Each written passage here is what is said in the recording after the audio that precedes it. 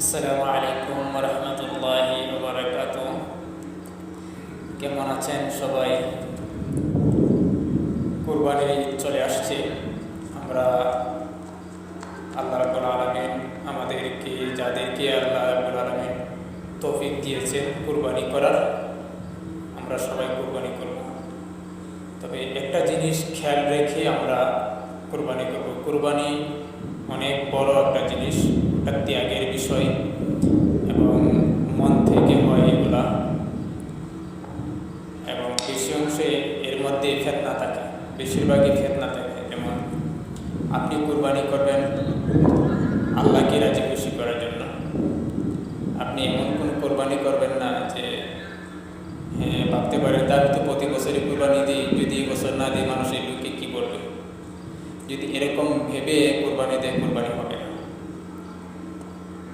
অনেকেই আবার বলে যে আমার তো অনেক টাকা পয়সা আছে, সে ভেবে কুরবানি দেয়।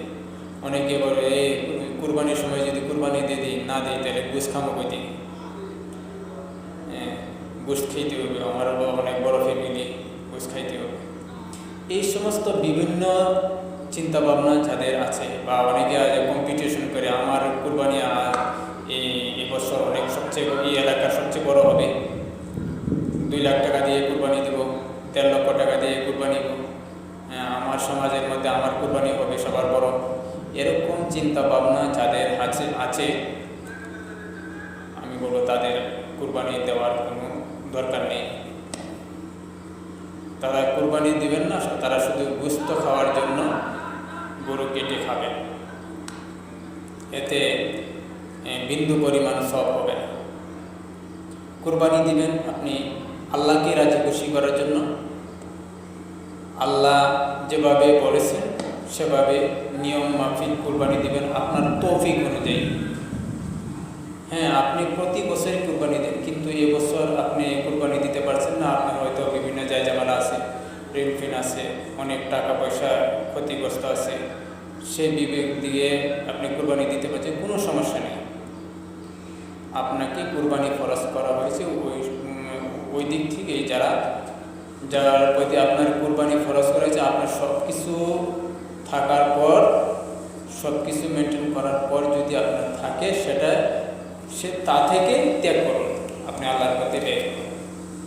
হ্যাঁ, আপনার লক্ষ লক্ষ টাকা ঋণ আছে, তারপর আপনি এখন অনেক মুসিবতে আছেন, সে ভেবে বলতেছেন যে আমি মুসিবত আছি, এটা তো দেখতেছি না, প্রতি বছর আমি কুরবানি দিই, আমি দিব না কেন, আমার গরুটা সবচেয়ে বড় হবে, তারপরে আমি যদি কুরবানি না দিই তাহলে লোকেরা কি বলবে, আমি কুরবানি না দিলে আমার বাচ্চা কাচ্চারা খাবে কি, আমি কুরবানি না দিলে এলাকার লোকেরা আমার কাছ থেকে গোশ নিতে পারবে না।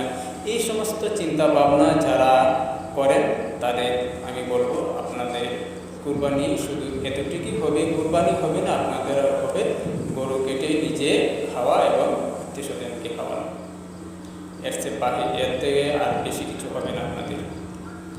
দোয়া করি আল্লাহ রাব্বুল আলামিন আমাদেরকে যেন সবাইকে যারা কুরবানি দিচ্ছি সঠিকভাবে কুরবানি দেওয়ার আল্লাহ রাব্বুল আলামিন আমাদের সবাইকে তৌফিক দান করেন, যেন আল্লাহর নিয়ম মাফিক অনুযায়ী কুরবানি দিতে পারি এবং মন থেকে যেন এই সমস্ত ফিতনা ফাসাদ দূর হয়ে যায়।